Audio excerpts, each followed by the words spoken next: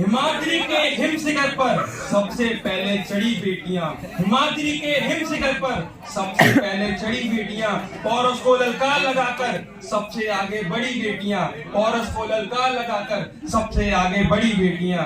माता बहना पत्नी बेटी ये सब धर्म निभा करके, माता बहने पत्नी बेटी ये सब धर्म निभा करके 57 के बलिदानों में सबसे पहले लड़ी बेटियां, सबसे पहले लड़ी बेटियां।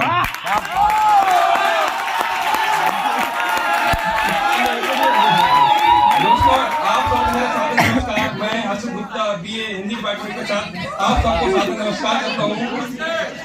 दोस्तों हम उस संस्कृति से आते हैं, हम अपने आराध्य को राधा कृष्ण कह करके बुलाते हैं। दोस्तों हम उस संस्कृति से आते हैं जहाँ अपने आराध्य को सीताराम कह करके बुलाते हैं। हमें गर्व है कि हम उस संस्कृति से आते हैं जहाँ महापुरुषों के आगे अपनी माता का नाम प्रयोग होता है, जैसे देव की नंदन श्री कृष्ण कहा जाता है। हमें गर्व है कि हम उस संस्कृति से आते हैं। लेकिन दोस्तों हमारे समाज के उसी लोग उस संस्कृति को मानते हैं, लेकिन वो ही लोग उस स्त्री को सम्मान नहीं देते, उनकी इज्जत नहीं करते, उनको नीचा मानते हैं। तो उसी समाज की स्त्री उन लोगों से क्या कहना चाहती है, जरा सुनिएगा। हाँ मैं नारी हूँ, हाँ मैं नारी हूँ, ना कभी किसी से हारी हूँ, ना कभी किसी से हारी हूँ, ना कभी किसी से हारूंगी। तोड़कर समाज की जंजीरों को, तोड़कर समाज की जंजीरों को उड़ जाऊंगी आसमान में और सम्मान का झंडा ऊंचा लहराऊंगी। दोस्तों हम उस समाज में रहते हैं जब महिला जन्म से पहले सुरक्षित थी, न जन्म के बाद।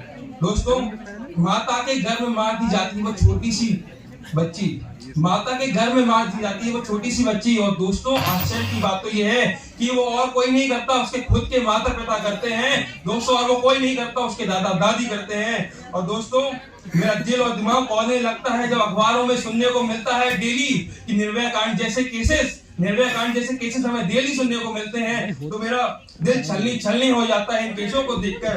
दोस्तों हमें सुनने को मिलता है जो समाज की लड़की, वो महिला उस अपने परिवार की अपना घर चला रही है, लेकिन उसी परिवार के लोग उनका सर नीचे झुक जाता है, तो दिल छलनी हो जाता है।